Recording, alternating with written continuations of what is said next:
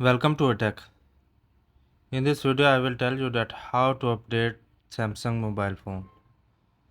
If you are new to my YouTube channel, subscribe my channel for tech related updates. So let's get started. First of all, open settings.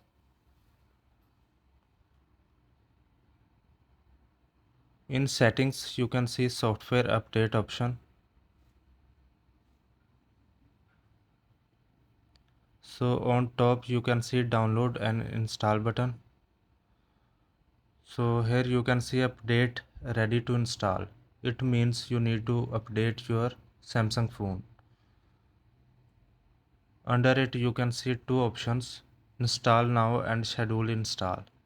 If you want to update later then you can schedule install, and if you want to update now you can install now.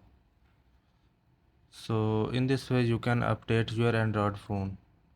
If you like the video, please subscribe my channel. Thanks for watching.